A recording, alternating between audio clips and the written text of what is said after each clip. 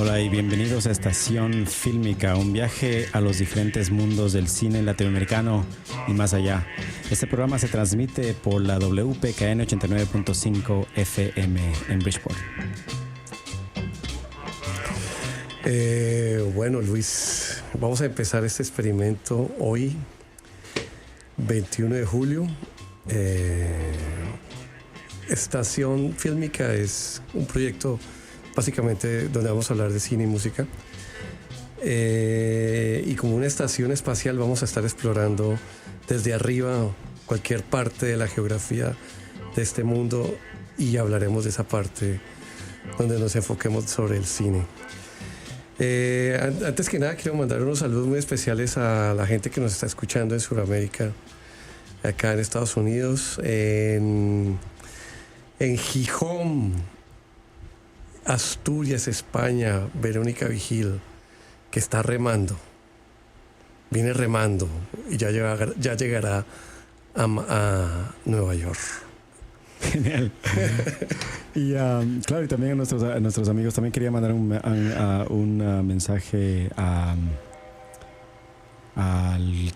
Leo, que nos estaba escuchando desde Meriden. Saludos a Leo, a José y a varias personas que están sintonizando nuestra señal cósmica. Bueno, pues sí, vamos a empezar este primer season. Vamos a hablar sobre el cine latinoamericano. Entonces nos tomamos la libertad de dividirlo por géneros, porque siempre hay un estigma con el cine latinoamericano, es que siempre piensan que es un cine social, político, que no hay nada más. Pero entonces hicimos el ejercicio de dividirlo en cine de ciencia ficción, de terror, de film noir, animación. A tratar de abarcar los géneros. Y hoy vamos a empezar con el cine de ciencia ficción. Entonces vamos a hacer un poquito como historia de dónde viene o cómo llega el cine a Latinoamérica. ¿Cómo cree que viene el cine a Latinoamérica, Luis? Me imagino que con las cámaras, que enviaron, o sea, se inventó las cámaras que podían grabar, filmar y luego tal vez... Pero no está tan lejos. Ajá. Porque si hay cine en Latinoamérica es gracias a los hermanos Lumière. Ajá. Que después de inventar la cámara la cámara filmada para filmar, se lanzan a los 6 meses que se patenta y se hace el invento y se ve que funciona, se lanzan a conquistar otra vez América, estos europeos, ¿no? Otra vez, una y otra vez. Entonces se vienen a conquistar Latinoamérica con las cámaras y a promocionar esta nueva tecnología, y se vuelve muy popular en Sudamérica, sobre todo el cine mudo. El cine mudo se hace muy popular porque era muy fácil de hacer. O sea, usted filmaba, revelaba y proyectaba y ponía una banda sonora en vivo a tocar, o de pronto no había sonido. Muchos países empezaron a coger esta tecnología, pero las cosas van cambiando cuando llega el sonido, ¿no? Entonces esto hace que sea mucho más costoso producir y también tener salas con la tecnología para escuchar y ver con calidad. Entonces en el camino se van rezagando muchos países y hay unos que cogen como la batuta, se van adelante, que es Argentina, México y Brasil, que empiezan a producir mucho cine, y los otros países producen, pero no de la misma manera, ¿no?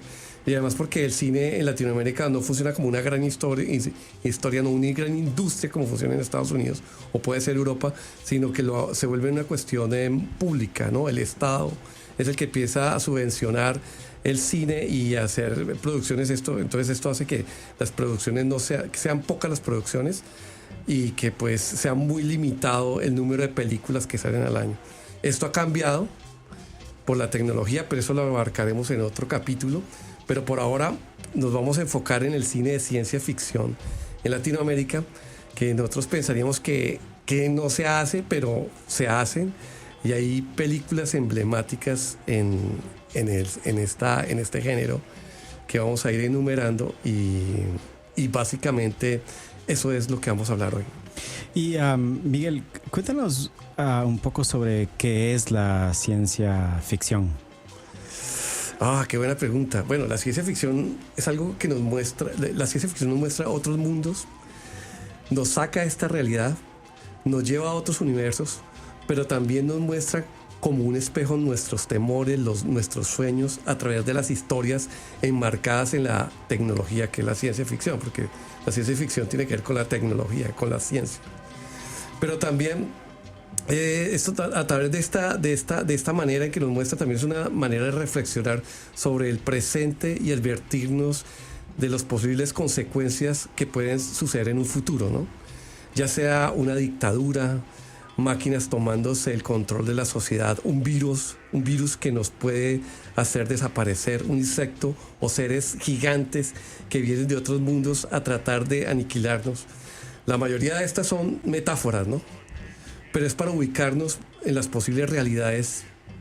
Siendo así, sin pretenderlo, la ciencia ficción es muy filosófica y siempre nos lleva a estar pensando en otros tópicos de hacia dónde puede ir la humanidad. Y cuéntanos tal vez sobre, o sea, cuáles fueron las primeras películas de ciencia ficción a nivel latinoamericano. ¿Nos puedes contar acerca de, hablaste sobre Brasil, sobre México, sobre Argentina? Háblanos un poco acerca de dónde encontramos estas películas. Hay una cuestión y es que digamos que yo podría creer que antes de, porque según los archivos que encontré, lo que investigué, pero la primera película de ciencia ficción se llama El Quinto Poder, que es de una película de Brasil de 1962. Pero yo podría creer que hay más películas antes, pero se perdieron muchas películas en el camino en Latinoamérica, por la razón que sea. De hecho, hay muchas películas de estas como ciencia ficción que estuvieron guardadas 30, 40 años, porque de pronto, si fueron hechas en una dictadura militar, a los militares no les gustaría que la gente viera este tipo de películas, porque hacía alusión a dictaduras o lo que estaba sucediendo en ese momento, así lo hicieron de una manera metafórica. Entonces muchas películas se perdieron en el camino y pocas se han rescatado.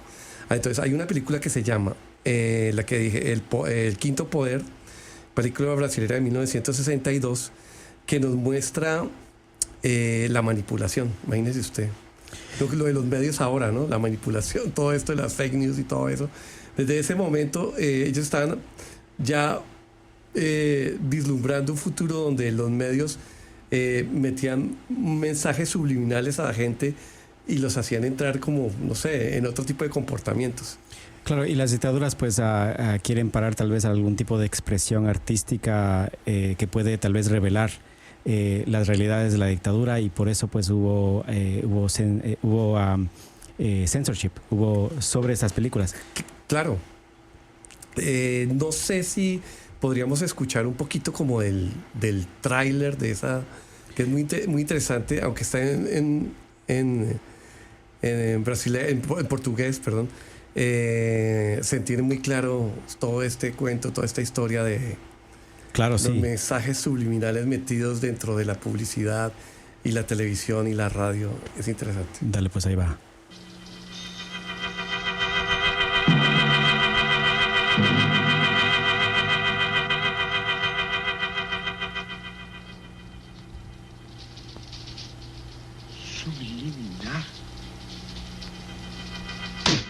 Subliminar, sim. Não há outra explicação. O país está sendo influenciado por uma potência estrangeira. Sua teoria não tem nenhum fundamento. Você está imaginando coisas, Carlos. É ridículo, é absurdo. A revolução é a única saída. Revolução! Wow. Y cuéntanos un poquito más sobre la película del Quinto Poder. El Quinto Poder, pues habla básicamente de eso, de una potencia extranjera. Acá, por el acento, cuando vi la película, pues son como unos alemanes que llegan a Sao Paulo y empiezan a meter mensajes a través de la radio y la televisión para crear una revolución en el país. Sí, Básicamente es eso. Claro, y ¿qué estaba pasando en ese momento en Brasil? Me imagino que en ese momento pues habría una dictadura. Creo que habría un momento complejo. No estoy seguro exactamente de qué sucedía en este momento en Brasil, pero hace alusión de una revolución, como lo dicen ahí. Y lo que hacían los mensajes era cambiar el comportamiento de las personas, incitarlas a los riots, a los protestas, al activismo.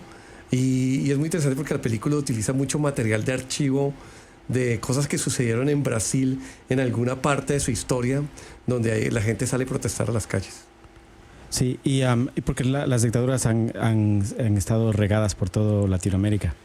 Sí, a la orden, ¿no? Sí, pues todo. Yo creo que de pocos países no han tenido dictaduras militares, son pocos, pero la mayoría, o sea, Chile, Argentina, Uruguay, Brasil, bueno.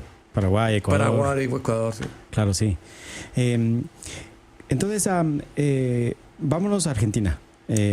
Bueno, ahora vamos con una película argentina que, hablando de este tema de que duró perdida, que 40 años, 4 décadas, se llama Invasión. Y esta película es muy interesante porque el guión es de José Luis Borges y Adolfo Bío Casares. Entonces, cuando usted se mete en la película, hay dos bandos, ¿no? Unos invasores que vienen a traer algo que no sabemos qué es lo que traen, cuál es la tarea, qué es lo que quieren hacer ellos en esta ciudad. Y hay unos defensores, ¿no? Entonces nunca queda muy claro, pero tal vez es mensaje. En esta sí es claro porque sé que en ese momento había una dictadura militar ahí.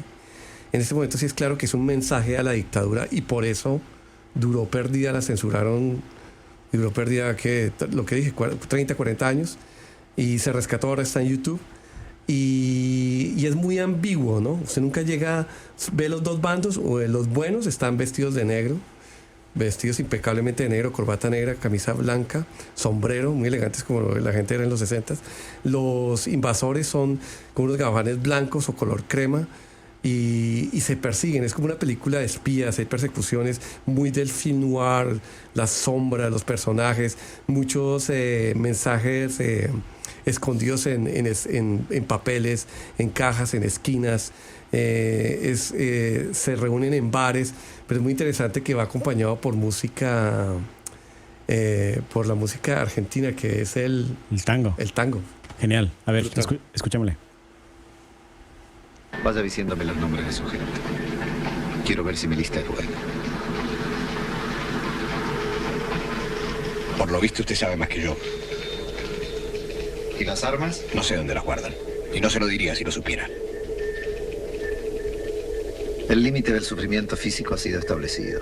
No hay razón para llegar al último término. Más vale que declare enseguida, ya que tarde o temprano tendrá que hacerlo. Como de cualquier modo van a matarme, no tengo por qué hablar.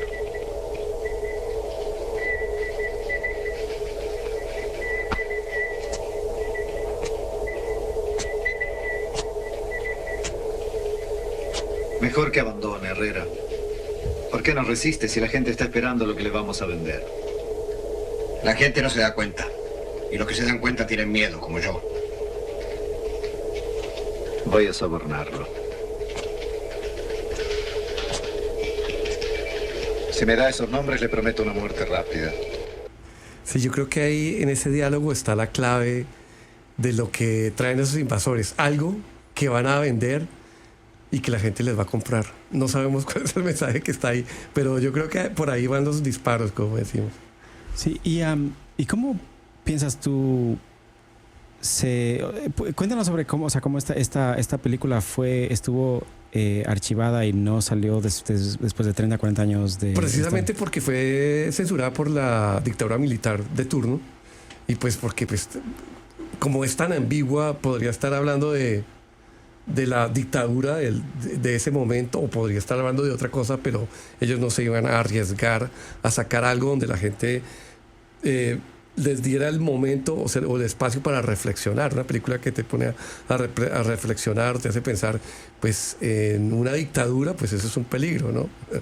Claro, sí, claro. ¿Cómo te metiste o sea, cómo encontraste? Cuéntanos sobre tu propio viaje con el cine de ciencia ficción. Pues básicamente yo veo ciencia ficción desde que era niño, ¿no?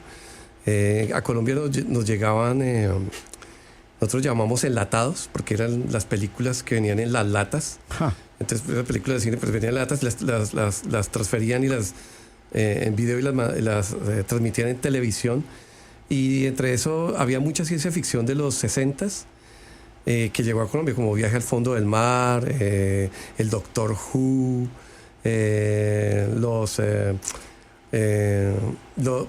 películas también de acción como los Avengers, series inglesas, películas de la Hammer que eran también de terror. Hay un montón de Buck Rogers, eso era de los 80, pero era producido acá en Estados Unidos. Había mucha producción de ciencia ficción y yo pasaba horas viendo televisión y como recreando en mi imaginación todos esos mundos. Y hay un programa que era muy particular que se llamaba That is Hollywood, y en español se tradujo Esto es Hollywood, y era como es una serie de televisión que duró del 76 al 82. Y era como el detrás de cámara de las películas. Entonces ahí nos mostraban cómo hacían la Guerra de las Galaxias, cómo maquillaban, cómo eran los trucos detrás de eso, cómo hacían el stop motion, cómo hacían la animación. Y yo me enganchaba a ver eso desde niño, ¿no? Yo tendría de 8 a los 12 años. Consumí mucha televisión y sobre todo el género de la ciencia ficción. Aparte también mi padre me regaló como un tocadiscos para escuchar y todo eso. Sí. Y me regaló discos que eran cuentos de ciencia ficción. Entonces habían unos que eran de ratas en el espacio, en la luna, que invadían una base espacial. O sea, era como podcast básicamente, y yo lo recreaba en mi cabeza. Y yo me acuerdo que tenía como 4 long plays de estos que eran historia por lado y lado. O sea, eran 6 historias y me las repetía una y otra vez. Y no sé qué se hicieron esos long plays, pero eso despertó mucho mi imaginación y me enganchó mucho con la ciencia ficción. ¿Y cómo se ha traducido tu experiencia desde niño viendo películas ciencia ficción y un mundo más de películas con tu propio trabajo de animador? Yo creo que básicamente cuando hace uno cine o hace animación o está en esta parte visual, uno nunca deja de ser niño, ¿no? Porque uno siempre está buscando imaginarse cosas o imaginarse mundos. Así lo haga desde la etapa adulta, pero uno siempre está buscando esa parte onírica de jugar con la imaginación como cuando era niño, que pues, es básicamente lo que yo hago, ¿no? Escribo, he escrito historias, hay otras que quiero hacer, he hecho films para otra gente, hago videos musicales donde meto la parte de ciencia ficción. Pues siempre estoy ahí y pienso que es como el lenguaje por donde puedo contar como yo veo el mundo. Claro, estamos hablando con Miguel Rueda, que es cineasta y animador aquí en la estación fílmica. Este es el primer experimento de este programa donde vamos a meternos al cine, vamos a meternos como que estando en una estación espacial y viendo hacia abajo al planeta y viendo... Vamos mapeando qué está pasando abajo. Exacto. Y pues bueno, estamos hablando sobre cine. Esto es la estación fílmica. Comenzamos con un viajecito sobre el cine y luego nos vamos a estar enfocando ahorita en la ciencia ficción. La ciencia ficción, sí. Exacto. Y bueno, vámonos a México. Sí, vámonos a México.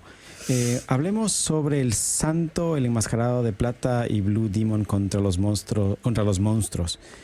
Bueno, pues es muy particular porque en México pues se ha hecho mucho cine, un boom de cine sobre todo en los 50s, 30s, 40s y 50s. Y entre esto, bueno, aunque Sí.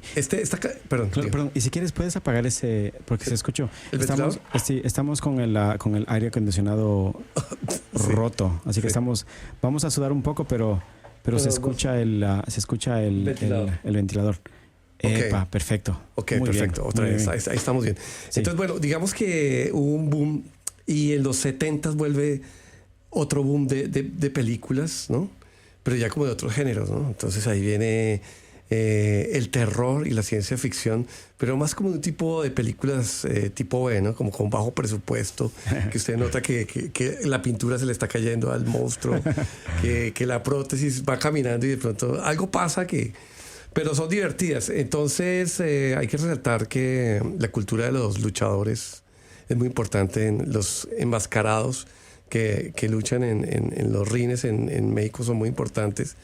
Y hay uno que es un ícono, que es el Santo, ¿no? Que tiene historietas. Yo leía las historietas del Santo en Colombia, que eran en papel, pero como papel periódico, y entonces como de color sepia. O sea, porque ese es como, digamos que la manera de imprimir más barato.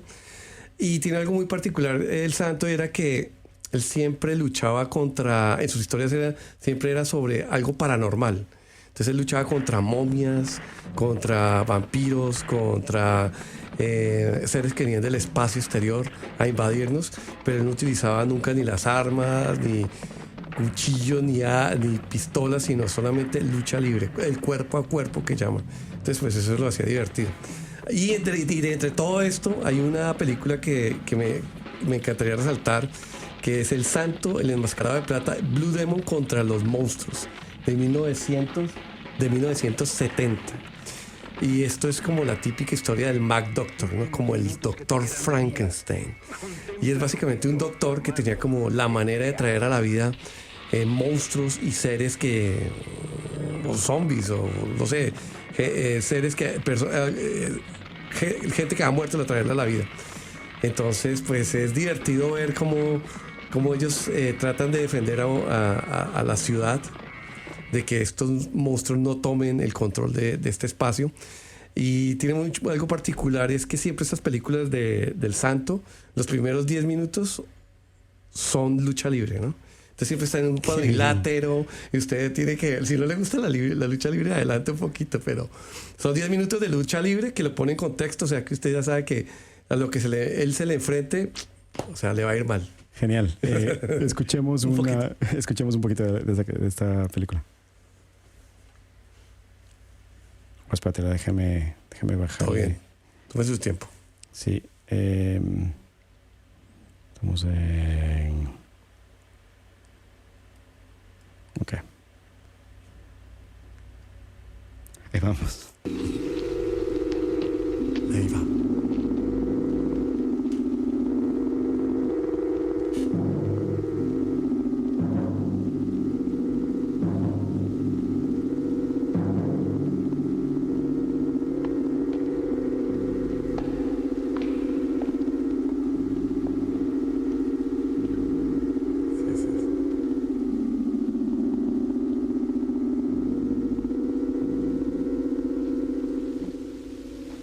El recién fallecido Dr. Hadler, que hiciera misteriosos y audaces experimentos, sorprendió a los científicos al revivir a un muerto al hacer un trasplante de cerebro. Nos preguntamos si su hermano, el profesor Otto Hadler, podría resucitarlo aplicando los experimentos de este. Recuerdo que mi tío habló de un castillo abandonado en el que hacía sus experimentos. ¿A qué castillo se refería? Nunca me lo dijo. Qué bien. No, es fantástico porque bien, sí, usted ve, ahí tiene como el concepto también del gótico, el castillo abandonado, me imagino que el castillo que queda en la cima de una montaña, así como en las películas de vampiros. Entonces ellos retoman toda esta estética y la mezclan con lo de la lucha libre y pues sale algo que para mí pues es único y muy divertido, ¿no? Sí, y lo que se ve en esa escena, hay un cementerio. Sí, luego sí, entran los personajes los pintados, monstruos. Sí, los monstruos pintados de verde, y se ve pues que es una película de bajo presupuesto. Claro. Y eso lo hace genial. Nosotros lo hace genial, ¿no? Y de hecho estas películas tenían mucho éxito. En Colombia hay un director que se llama Jairo creo que se llama Jairo Pinilla, si no estoy mal, y él era un éxito en los 70s haciendo películas de terror, de bajo presupuesto, y había una que me parece divertidísima que se llamaba La silla de ruedas endemoniada, y una silla de ruedas que andaba por ahí. ¿Cómo hacía para moverla? O sea, muy creativos. Claro, y también pues, de utilizar los pocos recursos de una forma muy creativa para crear algo. Que eso me parece súper válido, ¿no? Sí, que claro, eso me parece sí. llegar a contar una historia con pocos recursos. Me parece que es pues es una fortuna en la manera de crearlo, ¿no? Como la manera de realizarlo. Claro, y a lo que tú también te referías es que cuando vino el cine a Latinoamérica, el cine siempre ha sido costoso. Sí. Y siempre pues los cineastas buscan dinero pues de donde no hay. Sí. Y también como en Cuba, por ejemplo, y en otros países, pues el Estado han creado leyes de cine, sí, donde se puede sacar recursos para que cineastas trabajen en su cine. Y es muy, muy genial. Lo que podemos hacer también es pues es el primer episodio piloto, y pues tenemos nuestro sitio web que todavía está en construcción, sí, estacionfilmica.com, y ahí es donde vamos a colgar estos cines y también estos audios. Pero sigamos con este viaje. Bueno. Vámonos, Miguel, sí, vámonos a Argentina. ¿Qué te parece? Sí. En Argentina, bueno, yo admiro mucho el cine argentino, me encanta. Me encanta mucho el cine porque pues como ellos sí desde el principio tuvieron como esta experiencia de tener una industria y desarrollar digamos una carrera fílmica. Hay muchos directores, muchos actores y grandes películas, ¿no? De hecho, acá vamos a hablar de otra película de ciencia ficción, y para mí es muy especial porque, digamos que cuando yo la vi, que eso fue como en el principios de los 90, o sea, esta película se estrena en 1986.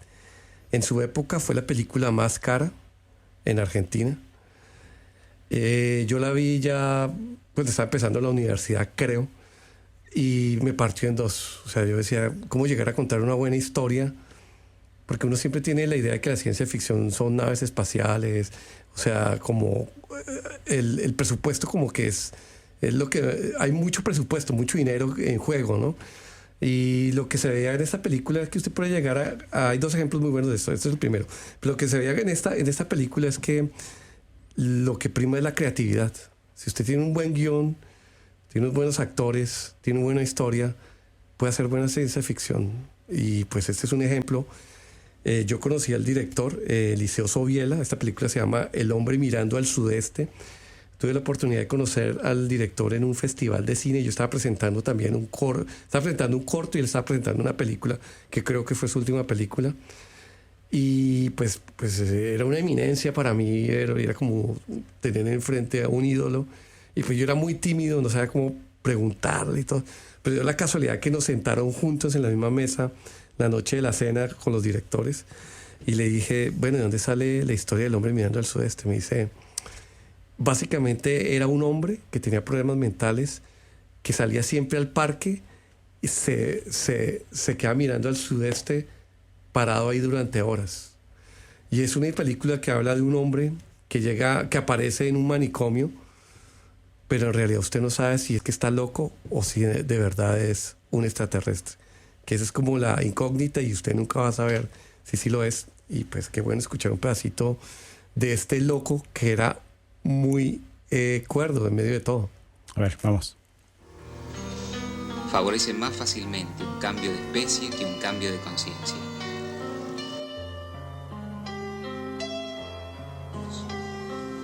Si alguien sufre, lo consuela.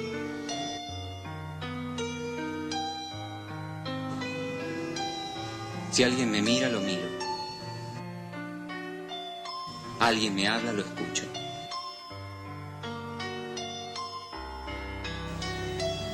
Ustedes se han ido volviendo locos de a poco por no reconocer esos estímulos. Simplemente por haber ido ignorándolos.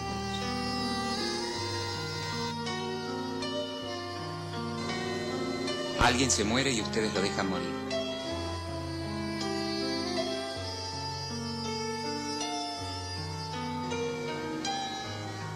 Alguien pide ayuda y ustedes miran para otro lado. Oh, muy bien. Quisiera agregar un poco más. Claro, sí, porfa.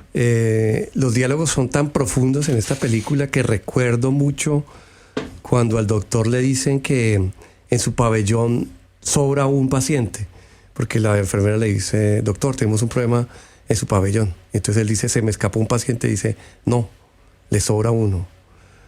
Hay uno nuevo y dice llamarse Rantés, que ese papel lo hace Hugo Soto, un actor muy bueno que murió en el 97.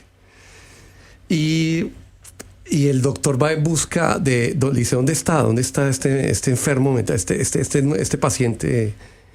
Me dice, él está tocando el piano en la iglesia.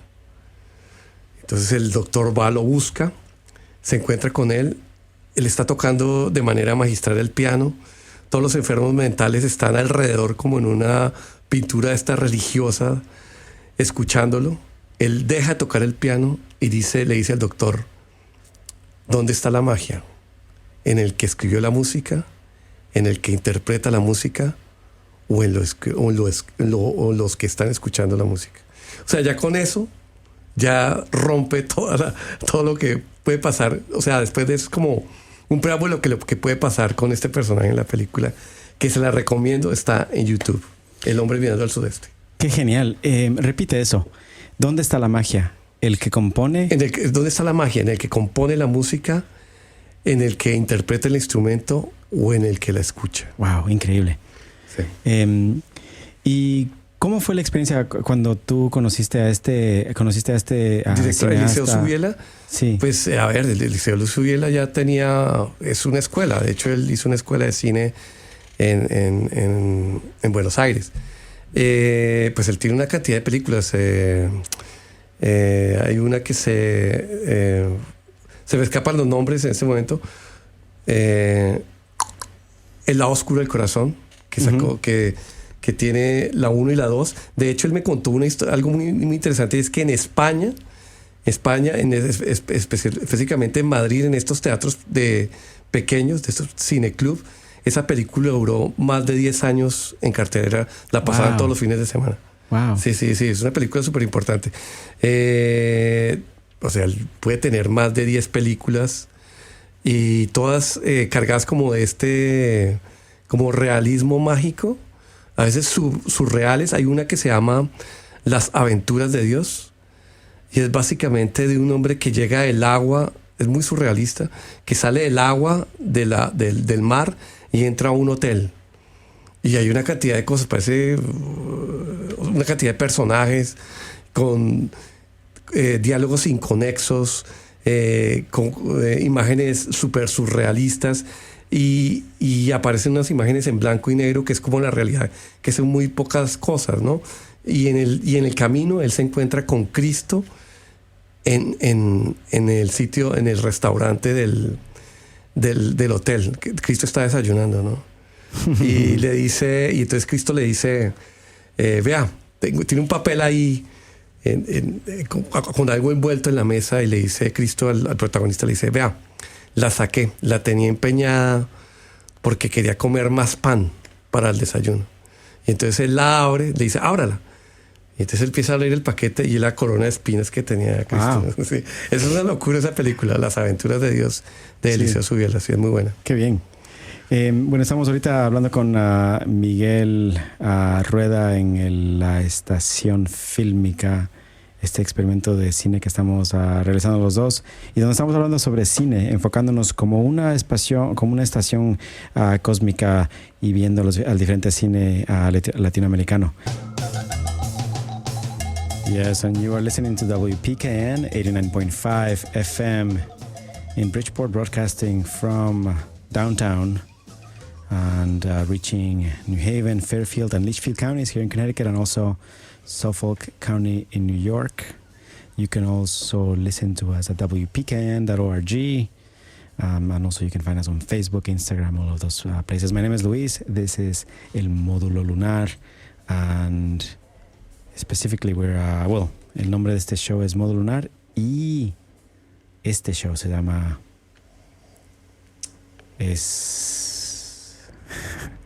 la estación fílmica. Oye, por un segundo me olvidé el nombre de nuestro show. ¿Qué es Estación Fílmica. Estación Fílmica, sí.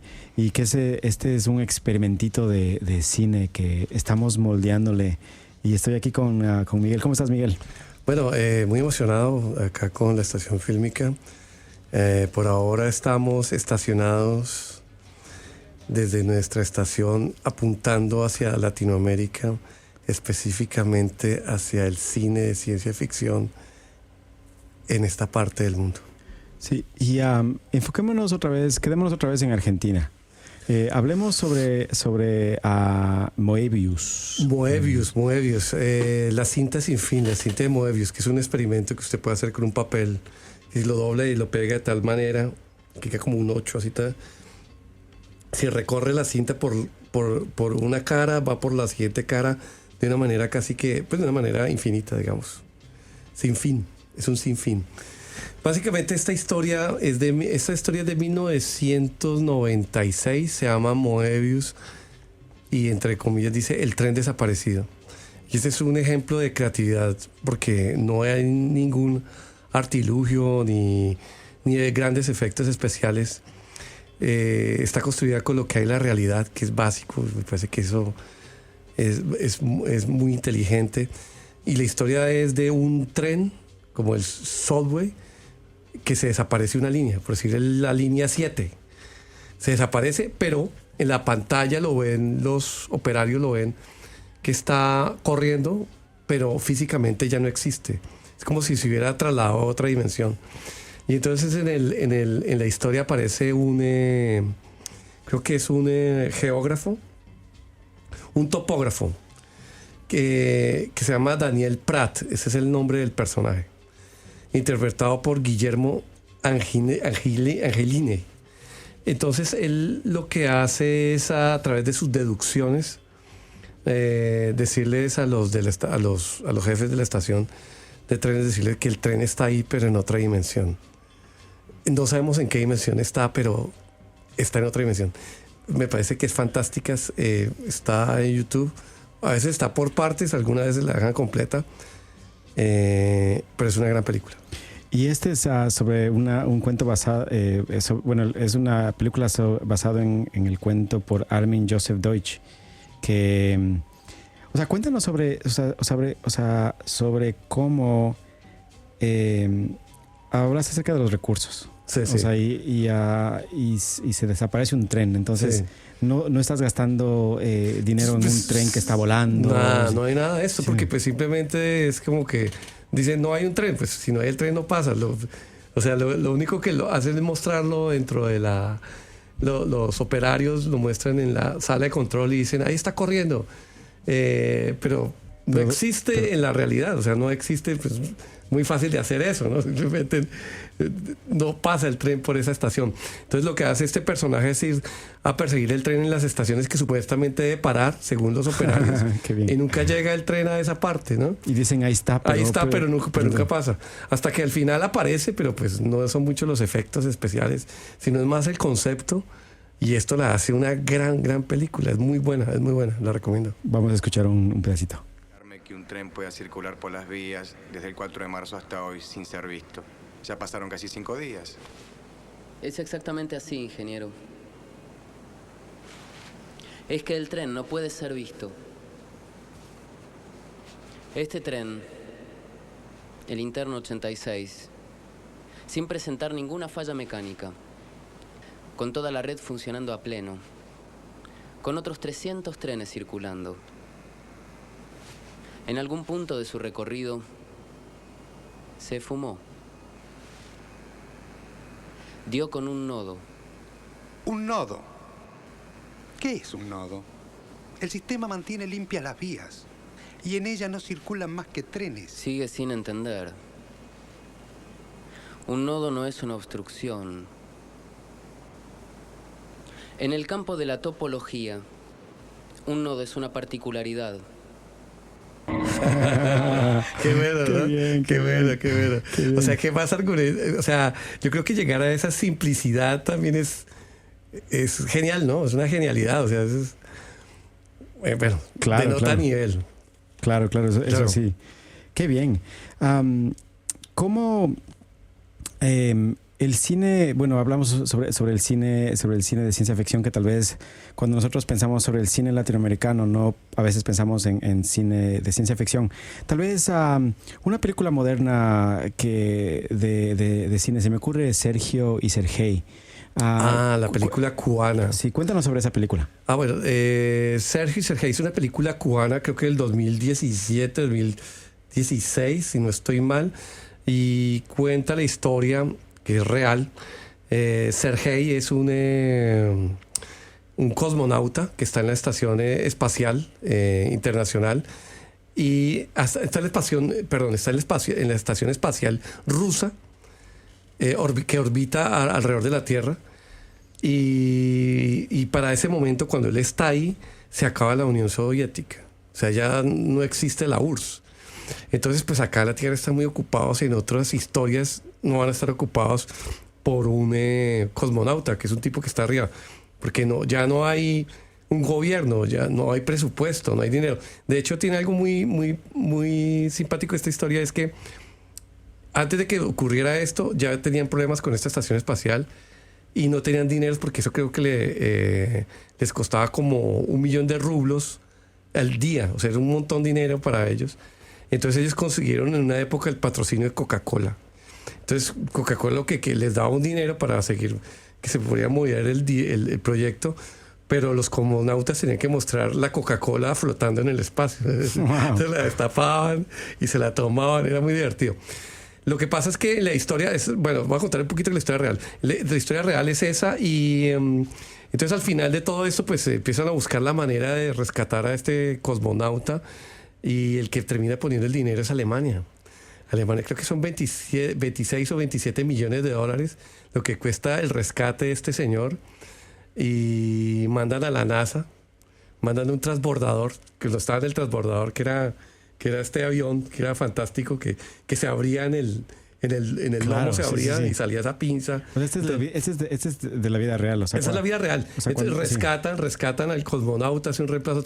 De hecho, Sergei vuelve a ir al espacio, porque se vuelve muy famoso y todo esto, lo rescatan. En la película cubana, pues es una coproducción Cuba-España. Sergei está en problemas, pero el que descubre que está en problemas es un cubano que tiene una radio, ¿no? Entonces el ruso empieza a pedir ayuda, y el cubano sabe ruso, y empiezan a hablar, entonces él como que orquesta el rescate en la película, es el cubano. Claro, y o sea, y esta película vino aquí al Festival de Cine de New Haven, sí, claro. de Yale. Sí. Yo la vi ahí.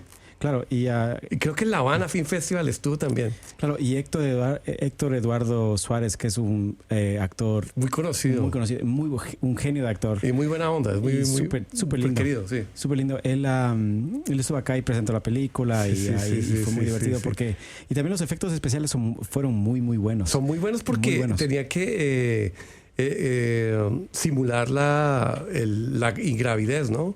Que estuviera flotando en el espacio, claro. Y salió, o sea, me sorprendí porque pues dije, pues, esos efectos, pues no, lo colgaron de unos alambres, estuvo muy bien, flotaba, y algo muy particular, él tuvo que aprender ruso. Exacto. Entonces él se entregó a aprender ruso y lo hace muy bien. Sí, lo hace muy bien, muy bien, sí. Claro, y él, tremendo actor cubano. Sí. Genial. Voy a poner un pedacito de la película. Claro. A ver, déjame poner esto acá. Con muchos. ¿Quién habla ahí? ¡Mami! In the orbital station. Орбитальная станция «Мир» вы говорите? Вы говорите по-русски. Инженер? Нет. Философия. Marxism. You made contact with the Mir? You just broke the space endurance record. Нет денег даже на зарплату людям. Подготовка экипажа, который должен тебя сменить, дается нам нелегко. Очень нелегко.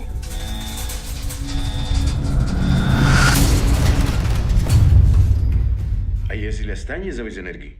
Это был конец. Peter, Sergei's in trouble, and I think we can help him. You must have good connections. NASA, maybe? I mean, doesn't everybody?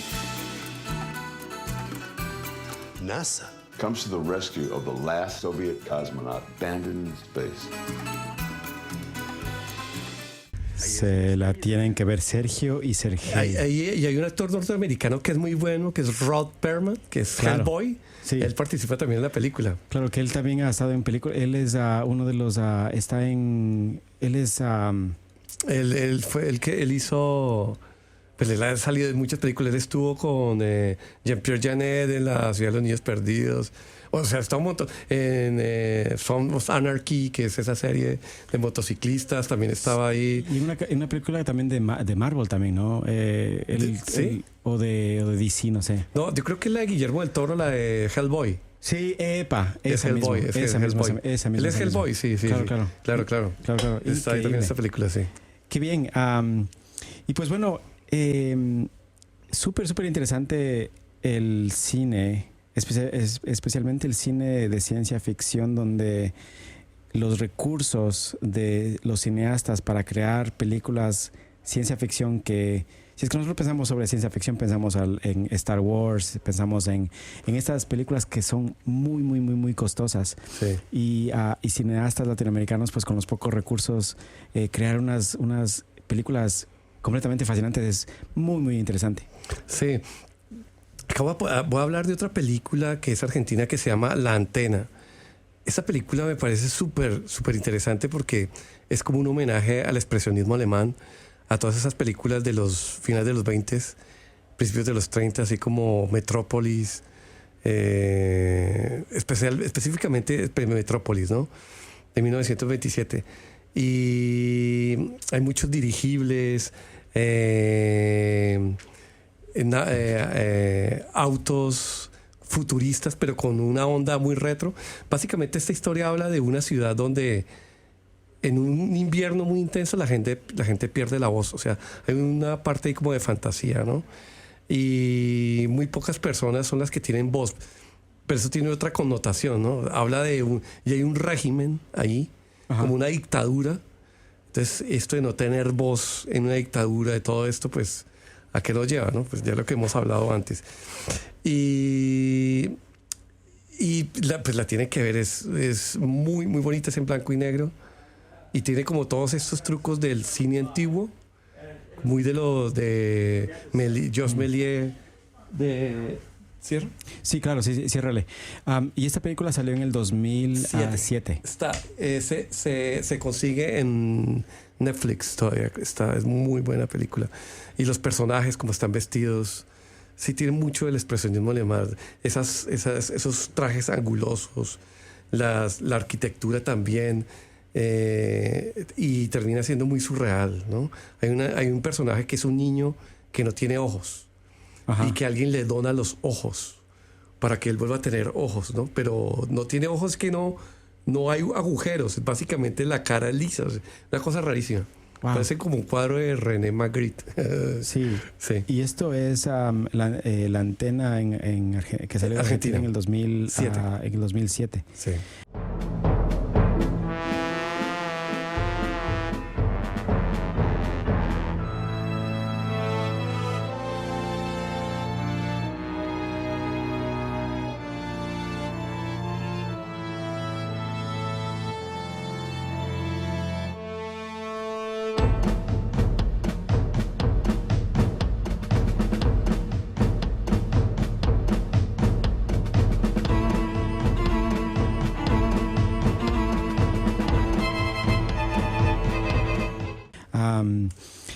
Sí, pues pienso que tenemos que, bueno, me encantó este viaje que estamos dando.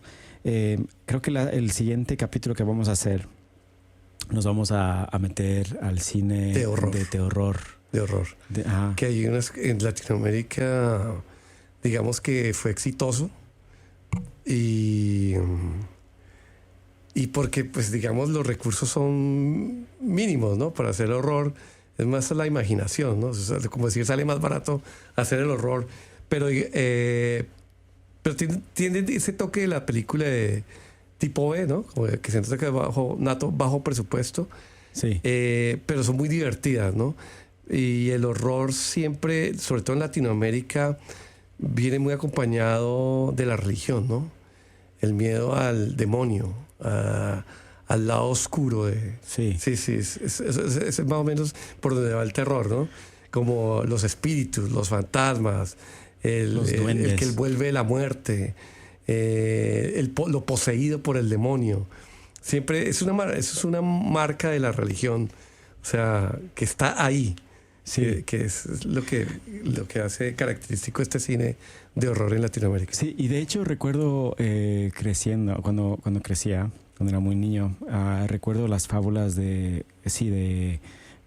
diablo, del duende, de cosas así que yo le sentía, de los espíritus, que yo le sentía bastante presente, que tal vez no lo siento acá necesariamente como lo sentía cuando estaba en el Claro, colegio. a mí me asustaban, me acuerdo que mi mamá a veces me asustaba y me decía, si no hace tal cosa o no pasa, va a venir el diablo y se lo lleva. Por favor. Por favor, no, que no se me lleve, por favor. Que no venga el Lo diablo. que usted quiera, mami, y yo hago lo que usted quiera. Sí, más o menos. Sí, eso es como lo que marca, pero pues hay más cosas, ¿no? Claro. Que ya contaremos. Sí, y pues muchísimas gracias a todos los que los que han estado sintonizando. Tenemos todavía a José, Ruth, me parece que también está en sintonía. Este es un programa que cabe aquí en el módulo lunar, que es la estación fílmica que estamos en desarrollo y que pronto pues vamos a tener más información. Si es que pues sigues en sintonía, este es 89.5 FM aquí en Bridgeport. Vamos a tener el siguiente capítulo de Ya el cierre de esta parte. Sí, el siguiente capítulo para que sigan, pues, para que ya lo tengan en su radar. Sí. Va a ser el agosto 18. Agosto 18. Agosto 18. A eso del mediodía vamos a estar, a eso de las 5 p.m. vamos a estar con el capítulo 2, que nos vamos a enfocar en el cine de terror. De terror y horror en Latinoamérica. Sí. Y pues bueno, muchísimas gracias por estar en sintonía. Yo soy Luis. Y yo soy Miguel Rueda. Y muchas gracias por escucharnos.